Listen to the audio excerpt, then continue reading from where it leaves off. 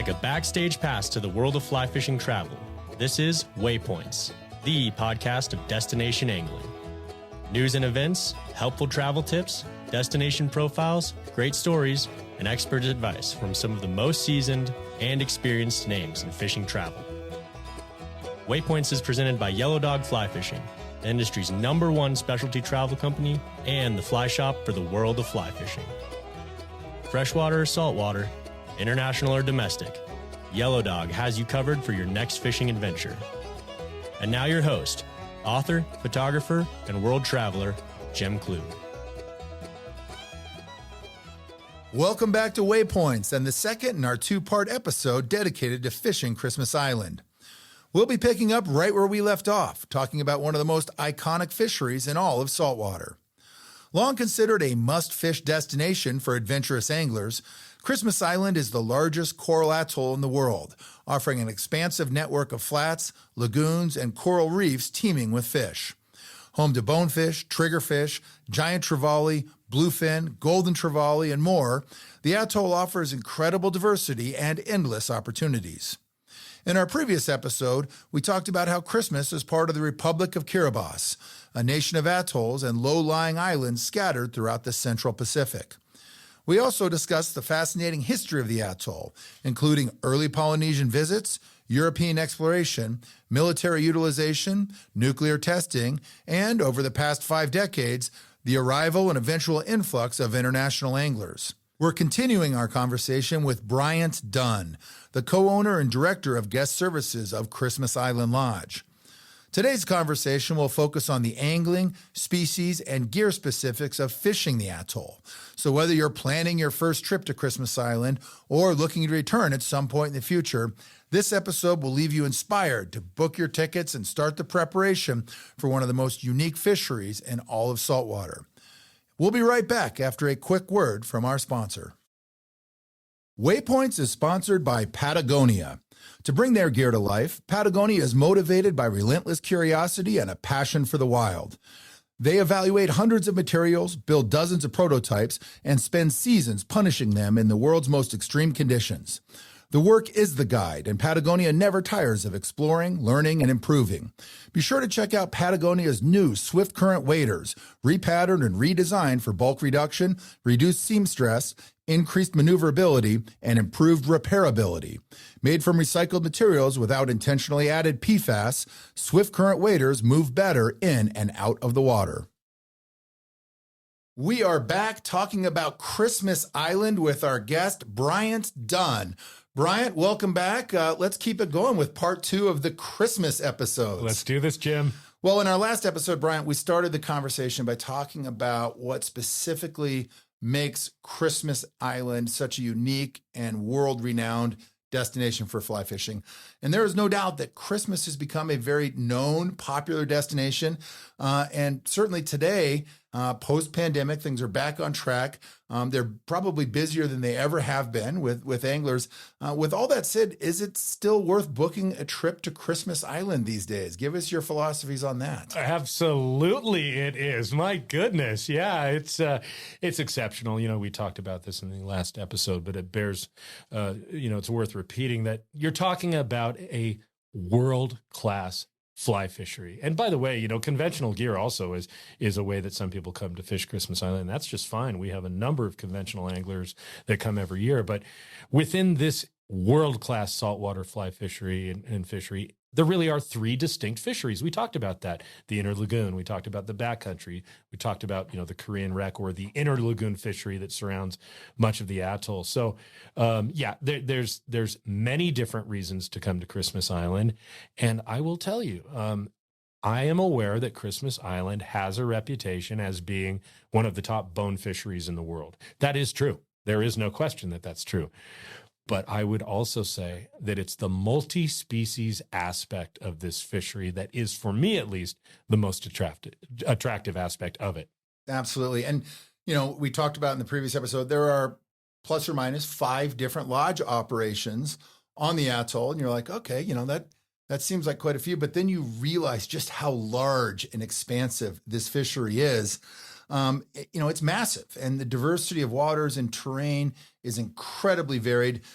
Give us your attempt at describing what anglers can expect when fishing and exploring all that Christmas Island has to offer over the course of the week. You're not just going to one area or going to the same flat every day. Talk to us a little bit about that diversity when it comes to the fishery, kind of the landscape, the areas of the atoll that you might expect to see over the course of a week. Well, my answer might be a little bit different than the answer of other lodge operators on the island. And that really comes back to the fact that our location on the island is very advantageous for accessing various aspects of the island and the atoll. So yeah, we're located about 8-10 minute drive from the airport. The road would continue past our front gate another 40 minutes or so. It's a very rough road. It was built in the 1950s and has had little maintenance since that time. Lots of potholes. You got to be careful if you're driving a motorcycle. That can be a minefield, and people would need to be careful for that. So if you're going to the other lodges, you're going to have that drive coming and going from where we are located. That's why mostly the other lodges spend almost all of their time in the inner lagoon. Not exclusively so, but some weeks exclusively.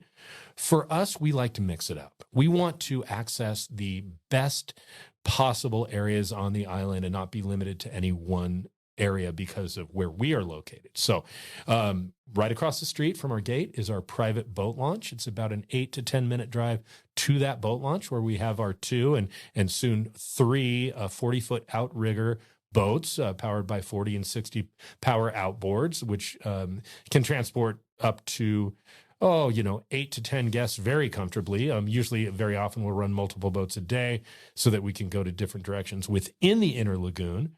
But that's only one of our offerings. We will also transport guests around the island by trucks. We have a fleet of trucks. These trucks have what we call truck houses in the back. So basically, it's a plywood shade over the seating area in the back of the trucks, which are heavily padded and comfortable. And guests will sit there next to each other. We'll have coolers there in the truck, so if people are thirsty on their way, whatever beverages they might prefer, regardless of what time of day it is. And of course, we've got rod holders that we can carry up to 16 rods per truck. It's well situated for truck travel for anglers. And from the lodge, we will then drive approximately 45 minutes to an hour. That'll get us to a point where we can access the backcountry area of the atoll. And that's an exceptional area that includes, as you mentioned earlier, lagoons, isthmuses, peninsulas, wading areas, channels, cuts, incredible. And much of the time when you're fishing the backcountry, you're actually walking on dry land. That would be dead coral that you're walking on top of. It looks like pavement almost like asphalt. Very easy to walk on, directly adjacent to the water that you're searching for fish. Not uncommon to cast while you're standing a foot away from the water, but elevated by a foot or two over the water towards fish you see cruising along the bank. Very common. So that would be another area we would target. The Huff Dam would be a familiar area within the backcountry. The Weiss site would be another one we've talked about. Additionally, we have the ability to drive down to the southern aspect of the atoll and fish the Korean wreck area and the southern rim of the island. So that's an entirely different reality. You're talking about wading flats that are on the interior of the reef. So you have breaking waves, quite intimidating sometimes. These waves could be 10 or 12 feet tall and they break on the reef, but then they settle as they come over the reef, so that you're just feeling a very small little push of water. And there can be significant numbers of fish in those areas. So for us, it's the multi-species aspect, but it's the multi-dimensional aspect of the fishery itself that comes into a combination that creates something very new every day. It's true indulgence for a fly fisherman. Well, and it's important to mention, we get questions like, well, how often are we going to be wade fishing versus fishing out of the boat? And at Christmas Island, it's like 100% wade fishing. Those outrigger boats that you talked about, the 40-foot boats, those are essentially taxi cabs. When you're going in the inner lagoon, those boats are moving you around from flat to flat. It might be the pancake flats, might be the finger flats. You're getting dropped off with your guide, 1-to-1 ratio. and you're wading that entire distance of that flat or that finger, whatever it may be, at the end of which that boat will then circle around and pick you up. It's like a quick Uber from flat to flat for anglers. You're never fishing out of the boat. It's all on foot, and it's endless wading opportunities. It's incredible. I mean, these flats are there. You can walk a series of flats that are linked together that cover more than 9 miles. Can you imagine wading calf deep water for 9 miles looking for bonefish, trevally, 5 species of trevally, triggerfish, 3 species at least. There's actually a couple more of triggerfish, and a queenfish and sharks, and it goes on and on and on. It's mind-boggling. But as you say, rightfully so, we are not casting from the boats. It is a walk and wade fishery. And for those of us who prefer that over, standing on the bow 50% of the day, rather than fishing 100% of the day on flats, it's a preferable approach to fishing. Yeah, you're not riding the bench at any point during the day waiting for your turn on the bow. You are in the game. You're fishing all day. So when you talk about what's one of the value adds of fishing Christmas Island, well, you can go down to, let's just say, Ascension Bay, and you spend a day with your buddy in the Panga, or if you're on whatever type of boat system they're offering, and you get 50% of the opportunities. Well, on Christmas Island, you get 100% of the time. So if you look at the costing of various packages and think about what you're really getting for what you're paying for on Christmas Island, you are fishing as much as you possibly can. That's right. And, you think about the number of lodges on the atoll. Let's say, you're on that Fiji air flight at the beginning of the week. There's 40, 50, 60 anglers that might be headed to Christmas Island. But once you get there and you spread out, it is a massive fishery. As we talked about, the total land area of the atoll, the dry land area, is about 150 square miles.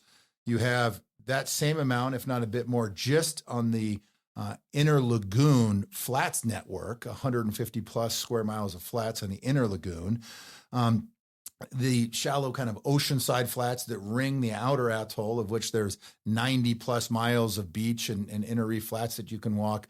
There is so much opportunity to fish and explore different parts of Christmas Island over the course of the week. And due to our location of being centrally located rather than being located at the very, very end of the island, we can access all of that very easily and very quickly. It's not uncommon for us to send a truck this direction, a boat that direction, or 2 of each, or, we do often offer our guests, though we'll have a set schedule, we're very flexible. And so we might say, okay, everybody, tomorrow it's angler's choice. Where do you want to go? 6 people raise their hand. We want to go to the Korean wreck again. 6 people say, oh, definitely Inner Lagoon. We're like, we got you. Done. Yeah. You can spread them out nicely.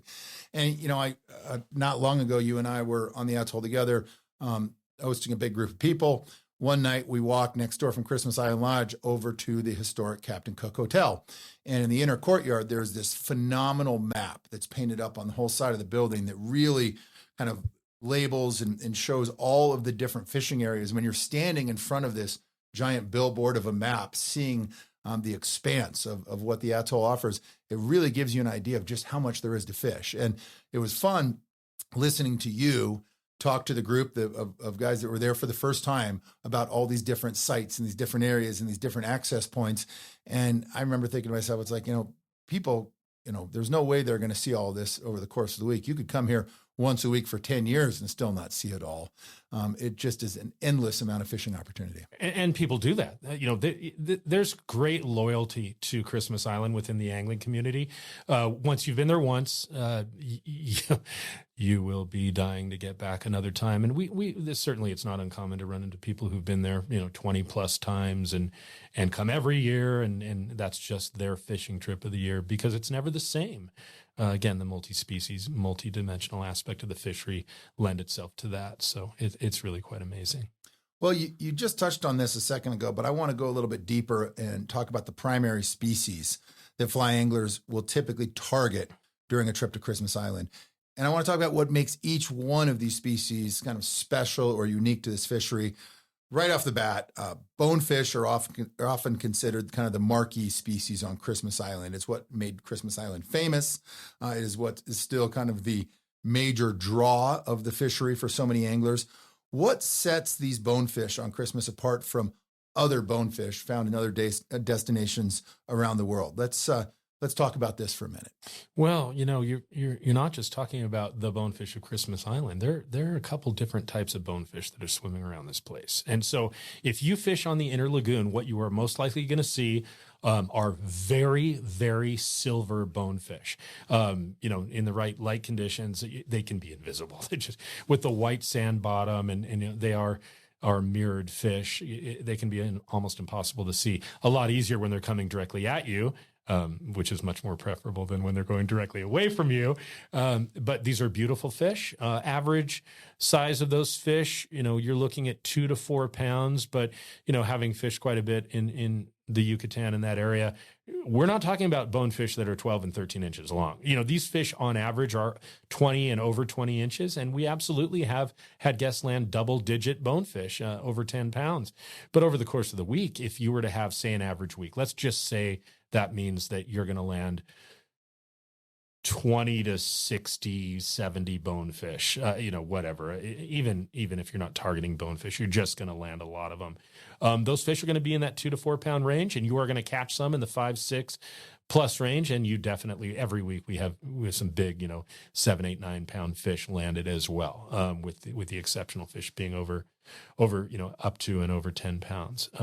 But now if you're going to go fish the inner reef area on the exterior of the island, for instance, the Korean wreck or that southern beach and other places as well, including parts of the North Shore, which almost never get fished. We do, but I have never seen anyone else guided or fishing out there. These fish tend to be much greener. Their backs are very different colored.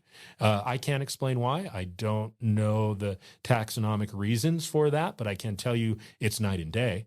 And also we encounter the occasional golden bone, a true yellow bonefish that is a genetic anomaly, but I've landed them myself. And when you go out, you just really don't know what you're going to end up with, other than on the inner lagoon, they're silver. On the outer flanks of the island, they're a deep green, incredibly beautiful when they're juxtaposed with the pink coral below them. And pastels, incredible. And by the way, let's talk about the colors. Can we do this?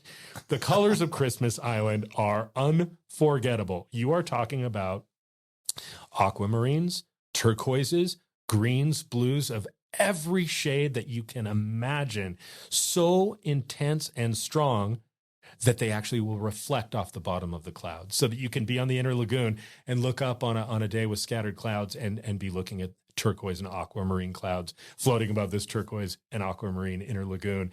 And it really doesn't seem real, but it is incredibly pleasing to look at, and it sets a scene that's just simply world class. Well, and then you get to a lot of these flats, and you might be at Korean wreck where the flats themselves are red and orange and all these different colors along the bottom, and this brilliant coral that's popping up everywhere. And absolutely, the colors are hard to compare anywhere else, really.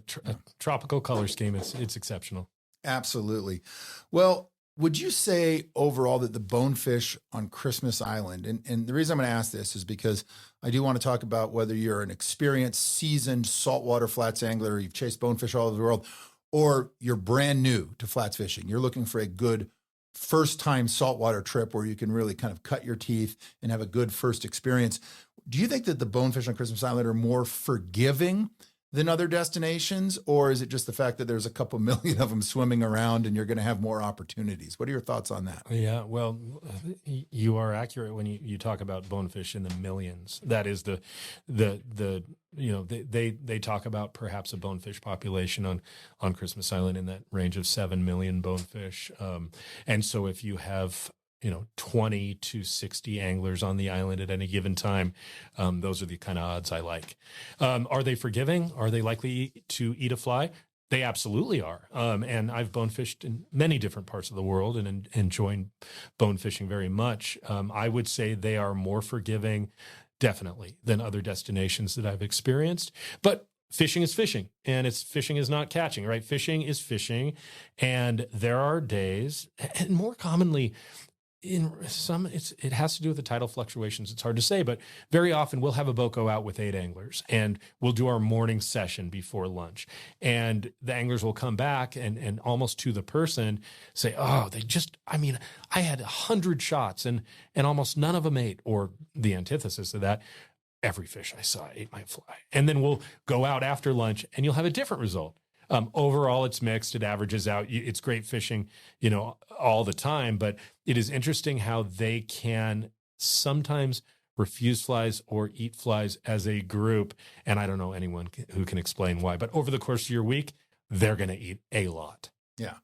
And I mean, if you have not done this before, if you're looking for a good first saltwater experience, I can tell you from all the different destinations that we work with and all the places we send anglers, throughout the world to chase flat species, this is always at the top of the list, especially if you're looking to learn to cut your teeth and get comfortable with casting to, targets in shallow water while you're wading the flats. It's pretty hard to beat. It's exceptional. This is not an expert fishery. Obviously, if you're an expert fisherman, you might have more productivity than a beginner fisherman. That goes without saying. But if you have never fished saltwater before, and I'm telling you, if you haven't, you gotta do it.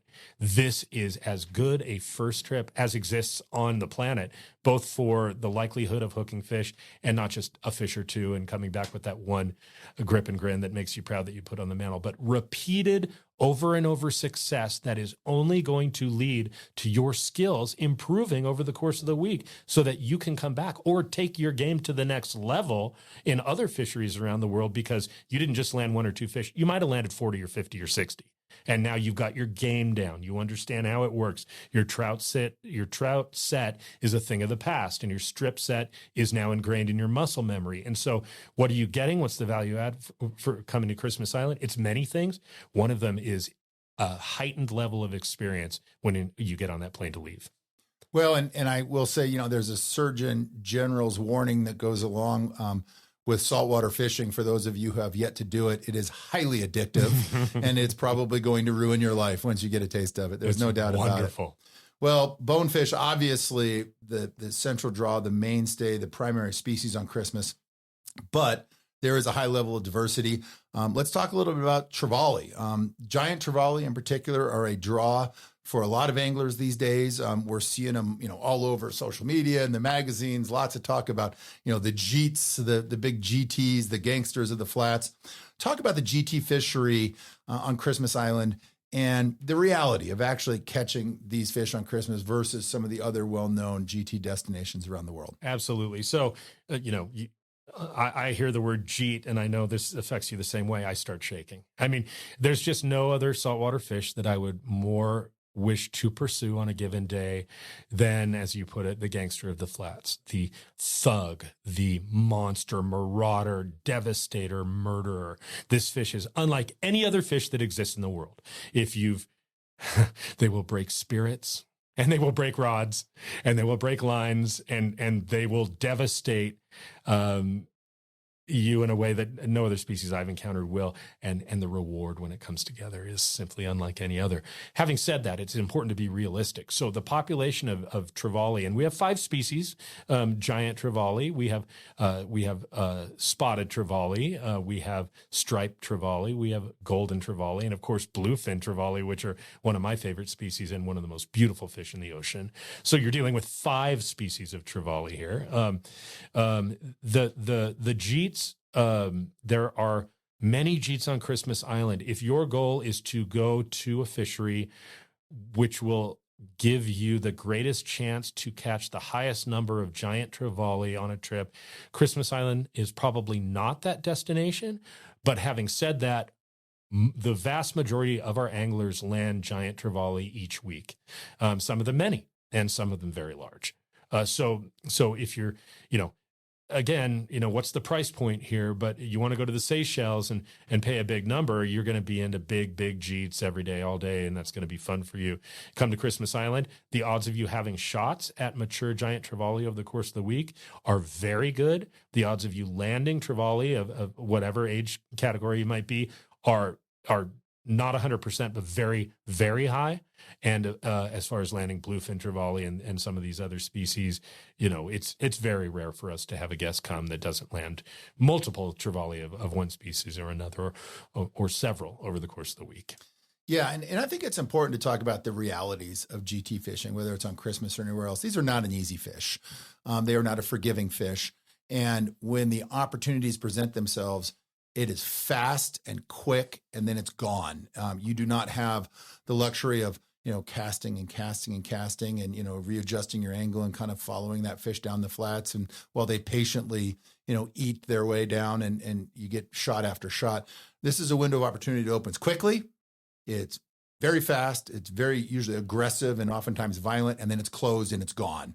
And so it can be tough for new anglers or less experienced anglers to really convert on a lot of these GT shots. And I think it's important people have the right expectations when they go GT fishing anywhere, and certainly on Christmas Island. We've had a number of episodes on the Waypoints podcast here that are dedicated just to chasing giant trevally, what makes them so special, techniques that work, and really how to have the right mindset.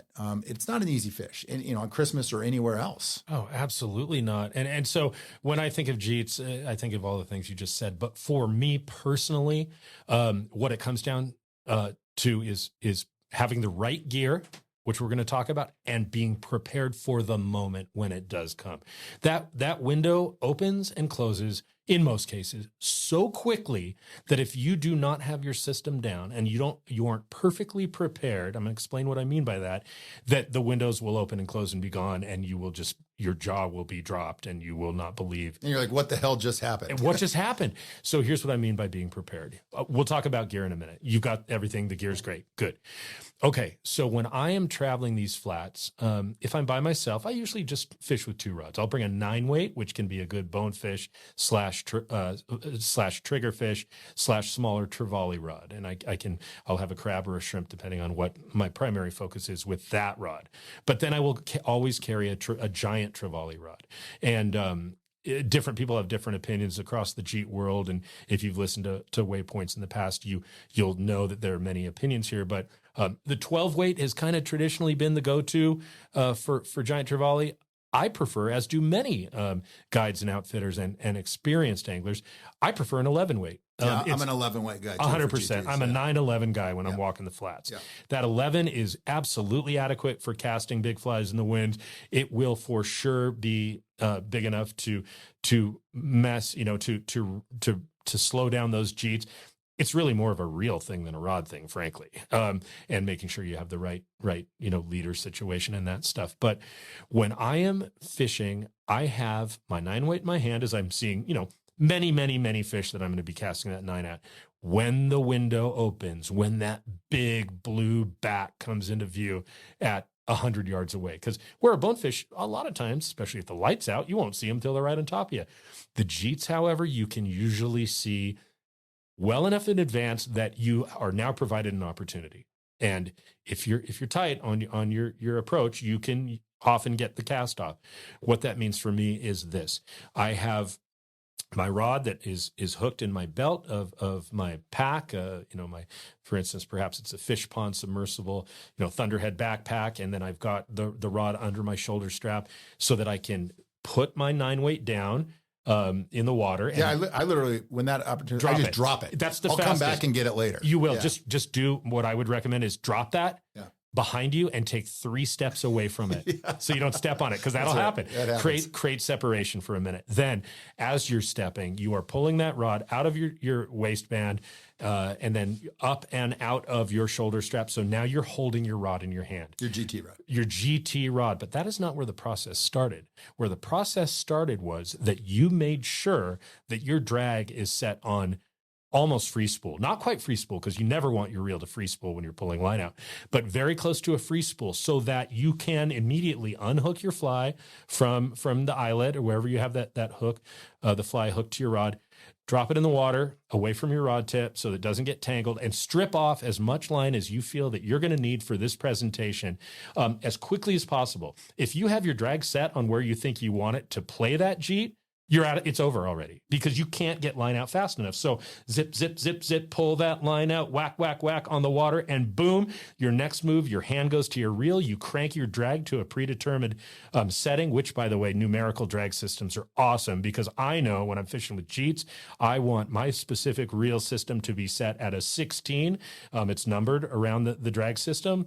1 is almost a free spool, 20 is maxed and locked.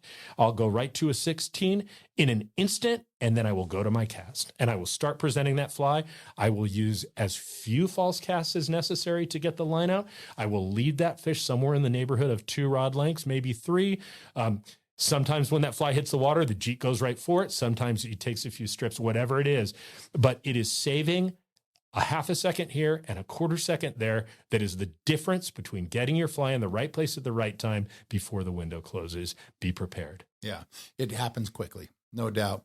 Well, we've got the bonefish. We've got the 5 different species of trevally. You've got the giant trevally, no doubt about it. And then you got a species that I think a lot of anglers who have not fished from before don't realize that this is one of the coolest species in saltwater, and that it would be your triggerfish. And the trigger fishing on Christmas Island, for me, Bryant, over multiple trips, has always been one of the primary reasons to go and fish Christmas, because the trigger fishing there is as good as any place you'll find on the planet. It's exceptional. And we're not just talking about a triggerfish here. We're talking about 3 primary species and 2 really that you're going to focus on. Okay. So it's the yellow margin triggerfish, which is also known as the peach face triggerfish. The other species that you'll see a lot of on Christmas Island are the mustache triggers, which are known as the Titan triggerfish. So these fish can be anywhere from 2 or 3 pounds up to 10, 12 pounds, or even a little bit more on the big chunkers. These fish are persnickety. These fish are, we often talk about them and refer to them as the Christmas Island permit. These are fish that are as spooky as fish get, that tail, and they flap those big old tails up in the water. They're not hard to find. They're easy to see. A lot of the times when I'm fishing alone on Christmas Island, when the lights are out, when there's cloud cover, I turn off my brain to bonefish. For me personally, although I see, as well as someone who's experienced doing this would see, still conditions can be where with bonefish, it's almost impossible to see them in certain conditions. So I just switch and I put my brain on triggerfish. They're very easy to see. They're dark. The peach faces can be very orange. They're not hard to see when they're in front of you, unless they're in the direct glare, but you're not walking that way anyway, because then you're wasting your time. So you find these fish, and the usual setup for a trigger, the one that's preferred by guides most, would be a 9-foot tapered leader. It's probably fluorocarbon. It tapers down to a 20-pound test. And me personally, I'm going to extend that by about 3 feet. So I'm going to come out to a 12-foot tapered leader to a 3-foot extension of 20-pound test fluoro. And on the end of that, I'm in most cases going to use a crab pattern, although I've had very good success with shrimp as well. And this is a personal choice. That tan flexo is a real go-to when it comes to Christmas Island. The white flexo can be a superb. It's a deadly trigger fly. It truly is. Yeah. Gerbeck's L flexo. Yeah. It's as good as it gets. It's as good as it gets. Yeah. And so the presentation, again, they're spooky. There are times, I swear, when you just look at these fish and they spook. They can feel your brainwaves. Well, the other thing about triggers, too, is they're just weird. Like, they're just a weird creature that it's hard to, think like a triggerfish does. They're such a bizarre species. And they're also, they just don't play fair. They eat a little differently. Chances are pretty good they're going to crush or break or maul your fly on that first eat, and you'll bring it back and it's just a tangled little piece of metal with most of the material stripped off. They have the ability to do that. And then when you do get a clean hookup, they don't play fair. They're usually, feeding within proximity of their little hidey hole in a coral head or on the bottom that they love to go to, and they bolt straight into that hole. They throw up that trigger, which is their dorsal fin, and you're not getting them out at that point. That's a fact. That's how it goes. And so what's the challenge? Well, it's quite a bit like fishing for trevally in that sense. Once you've hooked them, is you got to stop them. So where with trevally, you're fishing 80, 120, 150 pound straight fluoro or something like that. With the triggers, you got 20-pound test on in most cases. That that can be not enough sometimes, but you're going to max your gear out. You're going to max your tippet and your leader material out with those fish, and they're going to wrap you, and they're going to snap you, and they're going to drive you crazy, and they're going to bring you to your knees. But when it does come together, that feeling of tailing that fish and quickly lifting that fish for a photograph before quickly reinserting that in the water is going to be incredibly satisfying. And one little caveat: keep your fingers away from the mouth. Do not put your fingers near their mouth, because we had a client not long ago that lost his entire fingertip. Not a deep bite or a gash. Fingertip gone. Yeah, we had the full pad of a thumb removed just a couple weeks ago by a guest, and when there's not other than what we provide as trained medical professionals on the island, there's really not much in regard to medical services. So these are things to take seriously. Yeah. Watch the mouth of the triggers. So bonefish, 5 different species of trevally, couple different species of triggers, 2 you primarily focus on. What other species can you find on Christmas? Well, there's a bunch. For one, queenfish, and I love queenfish. If you've had the opportunity to fish for queenfish, and I've certainly outfitted for them on Christmas Island. Used to outfit for them in Fiji. Really excited about Dubai. I'll be there in a couple days and fishing with Ocean Active. That's another Yellow Dog partner that you got to check out. Queenfish are great. They are ravenous feeders and they jump. There aren't that many saltwater species, flat species that jump, right? Barracuda comes to mind, but queenfish are wonderful. So that's one species. Sharks. So you've got blacktip sharks all across Christmas Island. They'll be anywhere from 2 feet long to, getting to that length where you're not sure you really want to cast at them anyway. But, 5, 6, even a little bit bigger than that. And shark on a fly rod, if you've never really gotten into that, you got to check it out. I mean, these are one of my most memorable fights on Christmas Island of any fish that I've encountered there was with a 100-pound blacktip shark that I hooked right on the beach. He was maybe 2 feet off the sand, and I put my trevally fly in front of him on 80-pound test there, and he snapped at the fly, ate it, hooked him in the corner of the mouth, so his teeth were not an issue, cutting off. We filmed the entire fight. It took a long time, and he ran out towards the reef, and at one point he was out there rolling, and I had a 12 weight that I was fighting him on. It was everything I could do. I was completely bruised up by the end of this fight, but he was out there rolling, kicking water 10, 12 feet in the air, and oh man, I mean, just exceptional stuff. But there are other species that we encounter with some regularity or occasionally, and those, believe it or not, include mahi-mahi. We've landed some of those. Sailfish, marlin, wahoo, tuna. We will do a little bit of blue water fishing depending on the ocean conditions. If it's calm, we'll go out. If it's not calm, we will not go out. But you can, and again, there's dozens and dozens of other species down around the coral heads. If you want to dive down, milkfish, that can be a lot of fun. Milkfish are great, and you throw on a deceiver and go fish coral heads, and you never know what you're going to find. Yeah, all kinds of wrasse and things like that.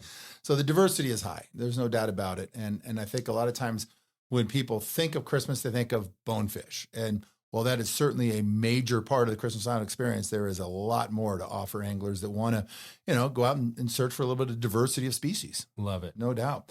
Well, let's shift gears a little bit. I want to ask you, for those that are considering a trip to Christmas Island, talk to us about the best way to get to Christmas Island. What should travelers expect during their journey to the atoll? Well, first of all, it's very easy to get to Christmas Island. Sometimes if you haven't looked into this too deeply or been there before, you just know you're going to a very exotic place on the world's largest coral atoll, and it must take a long time to get there, and the travel is going to be a pain in the ass. That's not how it is. Okay, so for North Americans, you're going to fly to Honolulu. Really easy.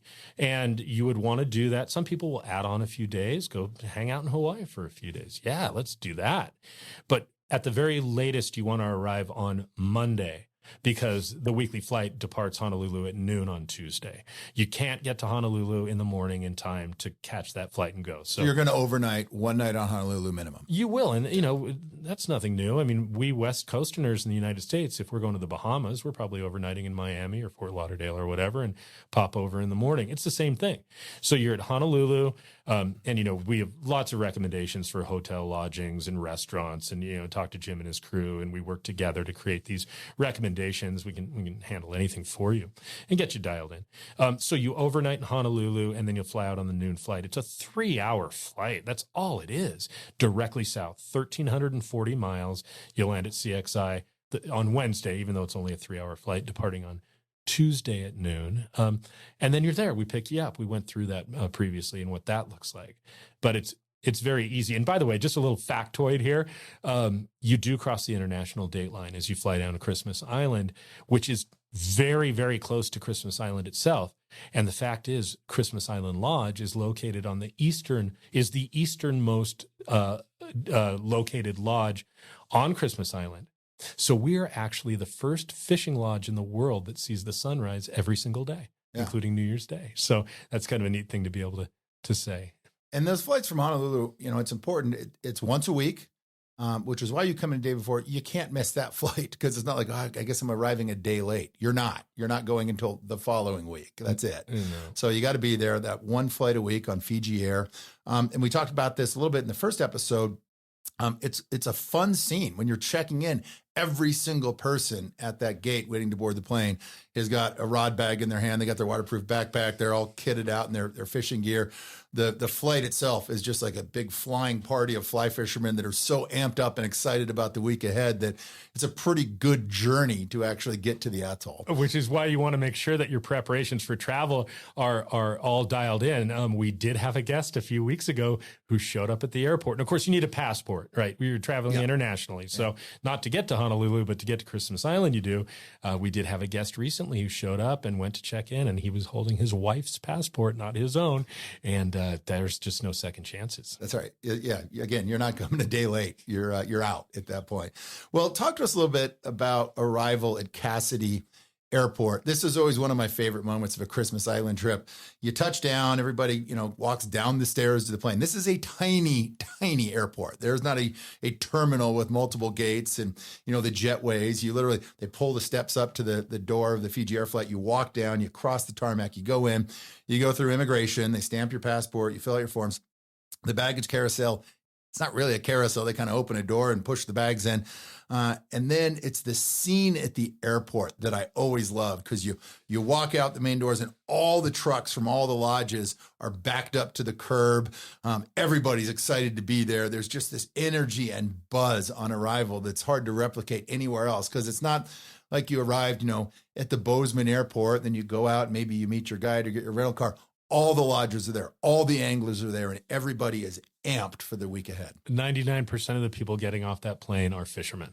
And 100% of the people receiving those fishermen work for fishing lodges and are there for angling tourism. So, yeah, the vibe is awesome. From sitting around the gate in Honolulu to loading the plane, seeing people bringing their duty-free bags full of booze, and everyone's ready to party and fish. And, gosh, the vibe's exceptional. It really is.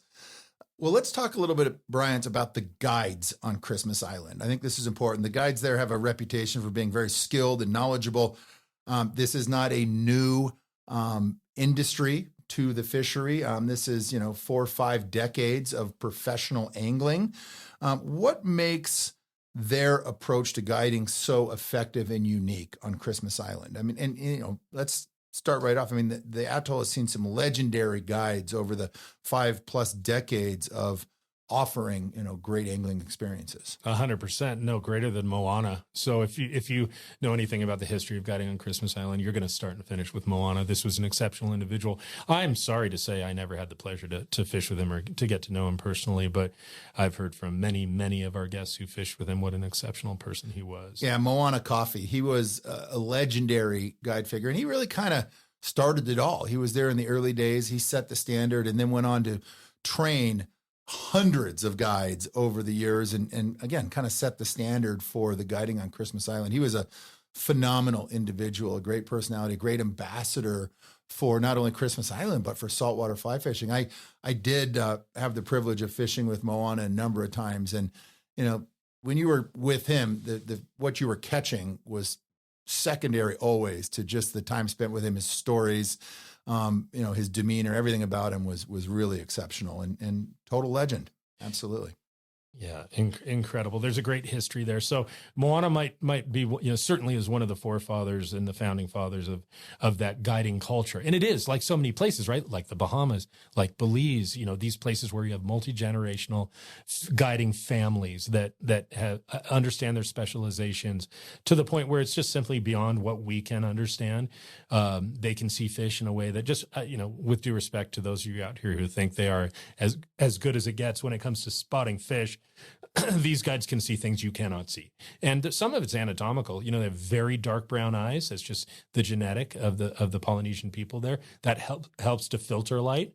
And of course, they've been doing it their whole lives, whether it's out, netting for sustenance as kids on the reef, bone fishing, by the way, you are not allowed to harvest bonefish on Christmas Island. That's important to know. So that helps to ensure a long-term high population there. But these men and women, and there are some female guides on Christmas Island now, which is great. Let's talk about that. Yeah. You guys have two that work for you at Christmas Island Lodge. You don't see that all that often in a lot of these international destination saltwater fisheries. And, more in the morning rigging up, sometimes at the airport, you're seeing these female guides who are super legitimate, really, really good at what they do. And again, oftentimes from these multi-generational guide families where nowadays on Christmas, it's not just the men that are doing it. That's right. There are some women out there, and that's really exceptional, as there should be. Anyone out there who thinks fly fishing is just for men, you might want to take a look in the mirror. That's not the way we think about it, that's for sure. But yeah, there are. And by the way, there have been a number of official training programs for fishing guides there. It's not just organic, get out and walk the flats for 10 years until you're good at this. The government of Kiribati has strategized to offer guide training programs. So you have the natural ability, the genetics for it, a lifetime of experience staring into water, and then, of course, actual strategic plan training. So the result is a very experienced, knowledgeable, and professional level of guide service on Christmas Island. Yeah, it's evident that from day one when you're out there, no doubt about it. Well, let me ask you this, and this is a question we always get for every destination that we book and everywhere we send people. What is the best time of year to fish Christmas Island? How do the seasons affect the fishing opportunities throughout the course of a 12-month cycle? Well, we jokingly, but there's some seriousness to it as well, refer to it as Groundhog Day. The lodge itself, Christmas Island Lodge, is located, our lodge is located exactly 2 degrees above the equator, about 144 miles. And our boat launch is actually 1.59 degrees. So we're almost on the equator, which results in nearly consistent temperatures and weather throughout the year. Now, if you Google graphs to look at precip amounts and temperature variations over the course of the year, especially with temperature variation, you'll only see about 1 degree-ish Fahrenheit variation over the course of 12 months. When I started going there, I would ask my friends and employees, the CIL family members, when's the rainy season? When is it most likely to rain? Well, data would point to late spring, North American spring, perhaps having more rainfall than other times of the year, but we also have very dry springs sometimes too. I would ask someone, they'll say, oh, December, January, that's the wettest time. Then I'll ask someone else, they'll say April's the wettest time. I'll ask someone else, they'll say, oh, June. So how wet is it? It's not very wet, generally speaking. It's a pretty dry environment. It is. Yeah. And if you look at the coconut trees there, which, by the way, are not indigenous to Christmas Island, those were planted. But if you look at the coconut trees and you look at their trunks, you'll see thicker and thinner sections as you go up the tree. And that's a direct result of drought and then other periods of time when there was rain. So it's not that it's random. It's not that you cannot answer this question. There are trends, but generally speaking, most of the time, you're going to get mixed weather each day, which will include mostly sun and some clouds. Of course, you'll have some bluebird days and you'll have some cloudy days. But all in all, it's pretty consistent throughout the year. And very much a year-round fishery. I mean, you can fish 12 months a year on Christmas Island, and chances are good it is going to deliver. 365. That's right. How about tides? And you mentioned this a little bit earlier. How do tides and the conditions on that atoll typically influence the fishing? And how should anglers and guides think about the tidal cycles to make the most of their fishing opportunities? I mean, and let me preface that there's some fisheries in the Indian Ocean, for example, where you might see a swing between high tide and low tide of 3, maybe 3.5 meters. So, I mean, some huge tides between high and low. Other fisheries like the Yucatan, Belize, for example, where the tidal swings are minimal. You really don't have, giant pushes and the low lows other than maybe during, spring tides, with moon phases. But talk to us a little about the tides on Christmas Island and how much of a factor that is. You bet. So, and thank you for pointing out those other variations across the globe, because that's a fact. And you need to know going in sort of what the tidal range is. And what we would say on Christmas Island is the tidal range really is less than a meter. In fact, very often you're talking about perhaps a swing of 1.5 feet or 2 feet. Not a big deal. It's not certainly safety is not an issue, right? You're not there where you could be calf deep and then 3 hours later literally be 3 feet underwater, and it's somewhere in the middle there the word shark starts coming to your mind, right? It's not an issue on Christmas Island. We will move as the tide rises or falls, and there's so many flats you can adjust very easily to that. But we are still dealing with the concepts of spring tides and neap tides. And that's a topic that is worth addressing for each individual saltwater fishery around the world. Neaps, spring tides, what's your preference? Does that relate to the species that you prefer to pursue? So often in this world, when you hear about pursuing GTs, giant trevally, jeets, many people would say, I want a full moon, I want a new moon. I want some kind of spring tide because I want that tidal fluctuation. I want that tidal current moving. I want water flooding in and flooding off the flats or in through cuts or whatever. That's when the fish are going to come in. That's when it's going to be most active. Okay, maybe. But if you ask some of your most talented and skilled and experienced guides, for instance, in the Indian Ocean, about whether they prefer springs or neaps, and by the way, there's a great Waypoint episode that Jim has recorded specifically about tides. I highly recommend you go check it out. If you want a 1 hour course on the nomenclature regarding tides and how they affect fishing, go check it out. You'll love that thing. But when you ask a guide, do you prefer a neap or a spring? You're going to get different answers. And you may have evolving answers such as, well, I used to really believe in a spring tide, but the thing is, your productivity windows are much shorter. They might be a little more intense. They might be shorter. Or do you want one that doesn't last 45 minutes, but it lasts 4 hours? And it might be less intense, but it's more consistent so that you don't have to move as much, by the way. You're not moving your boat as often, which means now you're spending more of your time in transport rather than actually fishing. Things to consider. Personally, for me, I really enjoy neap tide fishing. And really, you talk about, is it a neap tide week? Is it a spring tide week? Well, nothing ever stays the same. So you're really talking about transitional weeks. Do you like leading up to a new moon or a full moon? Do you like it afterwards? Pluses and minuses for both. But what I know is that, and they affect the different types of fisheries differently too. The Korean wreck, for instance, when the tide is out, when it's a very low tide around a full or a new moon, that area can be almost unfishable. You can stand on the reef and cast over the reef, which is a good way to search for GTs. But the inner flats that normally hold bonefish and all the other species can be very, almost dry. So is that really what you want? Do you really want a low tide in the middle of the day at the Korean wreck? I do not want that. But a neap tide where it's between 1 foot and 3 feet deep for 4 hours in a row, I'm all about that for the Korean wreck. So it varies. There's different realities here with the spring and the neaps, but the end result is on Christmas Island, your tidal range, your amplitude, your tidal fluctuation is really is pretty mellow, and which leads to great fishing. Yeah, always the question, tides, right? And there's so many different opinions out there. And as you said, you can, line up 10 of the best guides for a particular species in a certain area or region, and you might get 10 different answers because everybody's got their different opinions, no doubt. Well, let's shift things over a little bit. And I know we touched on it earlier when we were going through the species list, Bryant, but I want to talk a little bit more about gear and equipment for Christmas Island. Another question we get all the time.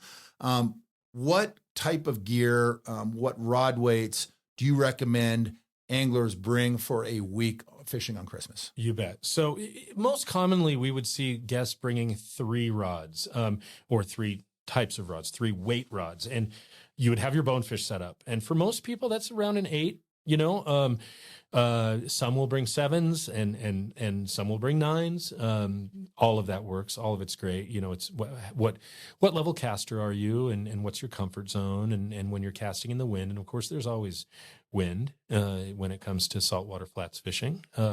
You would be in that zone 7, 8, 9. You talk about a triggerfish rod or a small trevally rod, which again, you might be thinking about bluefin trevallies and others. A 10 tends to be the most common rod we see for that. Your bonefish rod would be set up. Again, my setup would be a tapered 16-pound fluorocarbon leader extended with 16, another 2.5 feet or so. For bonefish. For bones. Yeah. And then for triggers, it would be that same setup, except we're talking about 20-pound fluoro instead. So that would be that. And then a giant trevally rod does not double for any other species out there other than some of the blue water fishing. And one thing we will do as we move from flat to flat sometimes is we'll troll behind the boat, and we'll do that with fly rods. We may also use conventional gear, but you could troll with your 12 weight and pull that brush fly back there or that popper, and you will get jeets and you will get bluefin trevally on a regular basis. Basically, every time we troll, we will land fish that way. But as far as your flats fishing, traditional fly fishing setup for giant trevally, it's going to be a 12, or as we've discussed, I prefer an 11. So there's your 8, 10, 11, your 8, 10, 12, your 9, 10, 11. Those would be the range. And, you're going to want to back up. Rods break. These fish are strong. There's all kinds of ways to break fly rods. But when I travel there, I'm going to go with, personally, my preference is I'm going to bring 2 9s, 2 10s, and 2 11s. And I'm going to feel really good about it. And I'm not going to need to bring extra reels. The odds of a reel breaking are very low. And were that to happen, if you have, something that services your 9, your 10, and 11, you're going to have good backup there. Do bring extra lines, especially on the higher end stuff. Well, specifically giant trevally lines, you definitely want to have backups there. If they wrap you around a coral head and snap you off, very often it's mid-floating line. And we do, by the way, for all of these species, recommend floating line setups. That was going to be my next question. Mm-hmm. It's all floating across the spectrum. Important to note, it has to be floating tropical lines. Do not bring that steelhead line and say, I just bought this. It'll work perfect on my 8 weight. It won't in the heat and in the tropics. It has to be a tropical core, tropical coated fly line. Very important. But all floating lines, name of the game on Christmas. That's it. You got it. And then I will mention too that this is a proving ground for your reel. If a reel manufacturer says, this is a great drag, it's got, beautiful startup inertia, very smooth and amazing stopping power. It's like, well, we'll see. But that's important. It is not just a line storage mechanism like you deal with on a lot of trout reels. Your drag in saltwater absolutely matters. Do not skimp on the quality of your fly lines or the quality of your reel, because both of those things will be put to the test. They will be, and they absolutely will be, and no greater place will that happen than when you're dealing with trevally. How about other key pieces of equipment? Let's talk about footwear, because again, you are wade fishing 8, 9, 10 hours a day. You want something comfortable, but you also want something protective. Depending on where you are, if you're in the inner lagoon, a lot of white sand, no problem. If you are out at Korean Wreck, if you're on the outer beach flats, there can be a lot of sharp coral. There's a variant bottom that has all kinds of, critters and creatures. You need to be protected. And I'm a big believer in, leaving the thin-sided little zipper neoprene booties at home. Do not bring those to Christmas Island. You want something that's going to protect your foot, going to give you good ankle support, and that's comfortable to wade in 8, 9, 10 hours a day. Oh, I mean, that's exactly right. It's really important. This is an important topic to, I answer this question every day. An hour before we started recording this, I was sending off responses regarding footwear on Christmas Island. And, Jim, you're a football player. I was a rugby player for 15 years, college, high school, all around the world. And you know what it feels like when you sprain an ankle. It really, really hurts, and it can be debilitating. It can take you out of the game. And the same thing goes for wading these flats and these coral bottoms. If you don't have ankle support, and there's two aspects to that. There's the support of the joint, actually supporting your ankle so you don't roll it. It's also the protection from various things out there. The coral, you've got all kinds of little sharp things out there that want to poke you in the side of the ankles. And if you get lacerations and cuts, it can get infected very quickly and even go septic if you don't protect yourself in the saltwater. It's amazing. So, but you want a firm sole. So when we have people that come out with the zip up booties, most of the time they come away after the first day with very sore feet, very uncomfortable. It creates a situation where they're really hesitant to go back out again in those boots. And there's no fly shop on Christmas Island. Okay. So you want a strong, hardy, robust, high ankle support boot, not booty. And believe me, this is a big one. You really want to go that route. Absolutely. What other key pieces of equipment? Obviously, sunglasses goes without saying, great polarization, good quality lenses, always a backup pair or two when you're going to a destination like this. You just hit the nail on the head. The lodges really don't have, on-premises fly shops or the ability to for you to resupply if you've forgotten something or you break something or something is lost or fails. You have to bring it with you, no question about it. Other important items, good waterproof backpack or sling pack, because again, you're wade fishing all day long. In my backpack on the flats, I've got, a lightweight raincoat, always important to have. You've got maybe an extra fly line, all your leader and tippet, a couple boxes of flies, your camera, your water bottle, lots of extra sunscreen. But that bag system for the day, that's everything you're going to need for your entire time out on the flats. Super important, and make sure it's waterproof. So it's got to be waterproof. And that sunscreen, let's just hit that up real quick. And lip balm, by the way, those two things. You're on the equator. If you have never fished on the equator, remember that sun is coming down from above. It's also reflecting directly up from below off that water surface. We have had guests who come and on day one, they forget to put on their SPF 50 or SPF 70. And we'll have actually open sores on skin. We'll have people bleeding from the face, things like this. It's really intense.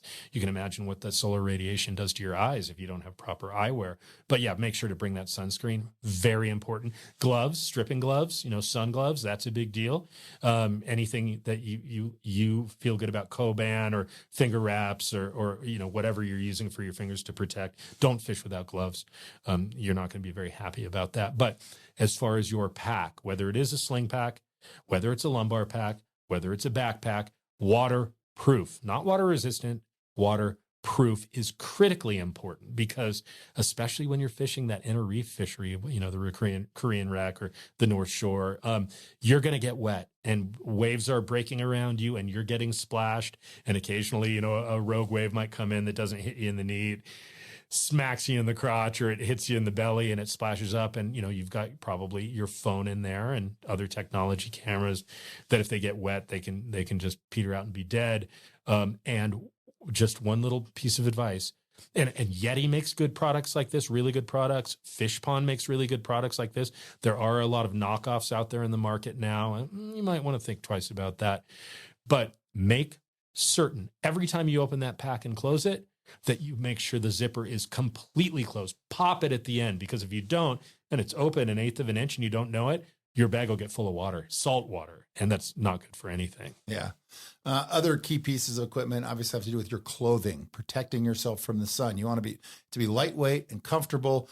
Big fan of sun hoodies, something to cover your legs when you're out wading, but just protection from the sun. People don't realize how debilitating a severe sunburn, especially at the beginning of the trip. I mean, it'll take you out of the game for the rest of the week. It can. And again, don't forget your lips. Yeah. You got to take care of your lips. And I don't fish with fishing shirts that don't have hoods anymore. I use a hood most of the time, and it makes a huge difference. Absolutely. Let's talk for a minute about flies. And again, every time we bring this up in profiling a destination, you could go on for an hour or two just about fly patterns, but give us just a couple basics that are go-to patterns for the primary species that you think people really need to bring with them. Because again, you're bringing it or you don't have it. You're not running down the road into the settlement of Banana or London to the nearest fly shop. There's nothing there, so you have to bring it all with you. You do. And when it comes to flies, we've all heard that I brought, 1,000 flies and I ended up using 6 over the course of the week. Well, yeah, simplify, man. Thoreau wrote it the best. Simplify. You don't need to overthink this one. You're going to need patterns for bonefish, which are primarily going to be shrimp. You're going to need pattern and some crabs, but primarily shrimp.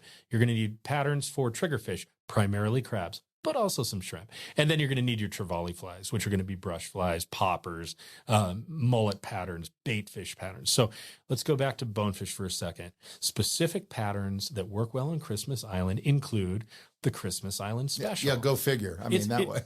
It works. That's what, you know, you That's what can the go guides all week. want. Yeah. Now you might be throwing ones that are pink. You might be throwing ones that have flashaboo and more of that silver look, that reflective look. Maybe it's orange, you know, different patterns in that zone. And one thing you'll notice is the guides really prefer very sparsely tied. Don't make them big and bushy in most cases. Having said that, you throw that out there, a bonefish eats it anyway. But the guides are happier and in a comfort zone where you have sparsely tied Christmas Island special flies, which, you know, any shrimp pattern, take that perspective. Gotchas are a great pattern.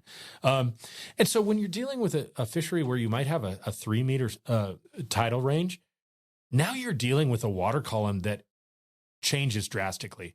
On Christmas Island, it really doesn't very much. It's a foot to 2 feet deep. So, you know, are you throwing size 4s, 6s, 8s? You can play around with that game. Barbell eyes, lead eyes, what are you doing as far as sink rate? These are things to consider. You're going to be more productive when you can accurately judge how fast a fly sinks to get it down to the bottom when a fish is coming your way. But again, you don't need to be as technical here as you would in other places. Deceivers can work. I mean, I've caught lots of bonefish on deceivers, and Jim, you and I were together and found an amazing golden trevally recently, and that was on a deceiver. But just get some shrimp patterns for your bonefish in 4s, 6s, and 8s and play around with it. When it comes to your triggerfish, we said it, flexo crabs, you know, Gerbeck's flexo, you know, that's a great way to go. And the most common you would see on Christmas Island would be beige, 4s and 6s there, 2s, 4s, 6s. Depends what kind of game you're trying to play with those. And the white flexos are a really good option. So I would tell you, you don't need to go farther than that. You really don't.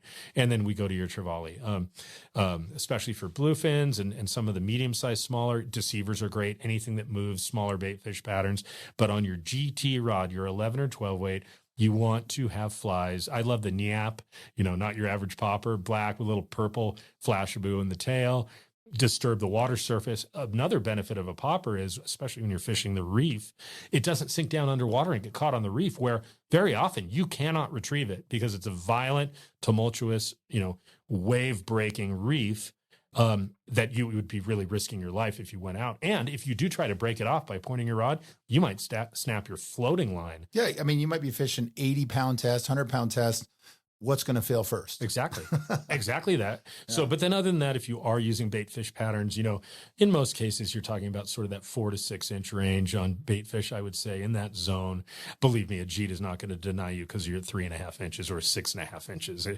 They're monstrous devastators. But I really so bait fish patterns, mullet patterns. I would talk about color schemes such as black and red. I would talk about purple and black is the most common one you'll see.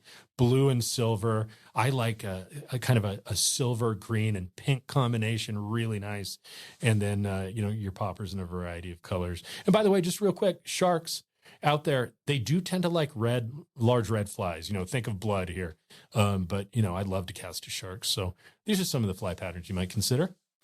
Well, that's good. And again, bring it with you and bring plenty. That's the big thing, too. We put together a lot of fly selections for people headed to destinations all over the world. But the best thing is get your flies from somebody that knows the fishery, that has in stock the right patterns. And it goes without saying, especially on species like GTs, the right hooks. That is everything.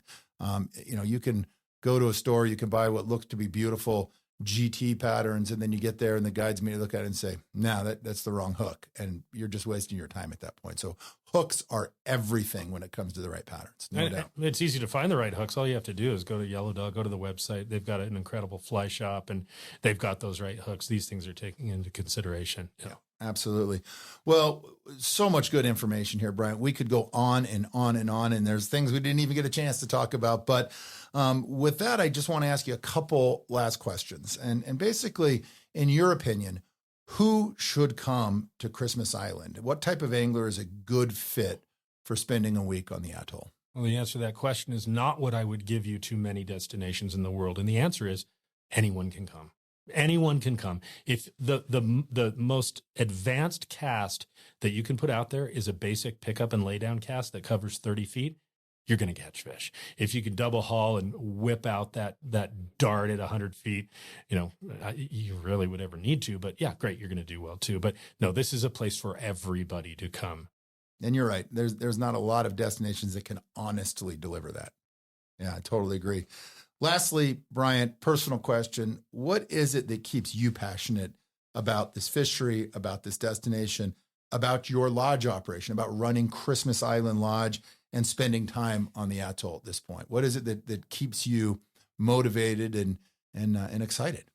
Well, you've got a highly motivated and excited partnership behind the lodge. There's a full commitment by the partnership group to do whatever it takes to support a highly professional and welcoming lodge operation on Christmas Island that at the center of everything we do is guest service. And that, of course, is executed primarily by our team, our local team, our CIL family. So when I think about the lodge, I smile. When I think about the lodge, it's just a matter of when can I get back down there again? I think I was there for over 6 months last year, and I'll be there for several months this year. And I feel like I'm at home. And I know that our guests also feel that way when we're there. So I love pulling off logistically challenging outfitting businesses, especially in third world countries. And the way that you can do that consistently and effectively is to create an amazing team and to enable them to be the best at what they do. And oh yeah, by the way, the fishing's damn good. Well, there you have it. And that is it for our 2-part series dedicated to fishing Christmas Island. To learn more about booking a trip to Christmas Island, contact Yellow Dog Flyfishing, where the team will assist with details, check availability, and get things started for an exciting Pacific adventure.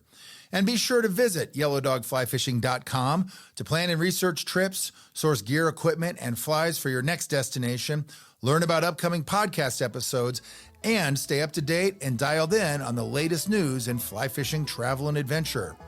Join us for our next episode, and remember, life is short, and no one ever regretted a life of adventure. This has been another episode of Waypoints, the podcast of fly fishing travel and adventure angling. Waypoints is produced by Brian Gregson and written by Jim Klug. Music is written and provided by bluegrass legend Woody Platt. Audio engineered by Sean McCormick. Visit yellowdogflyfishing.com for more location profiles, destination information, travel news, and the industry's best selection of flies and equipment for destination angling.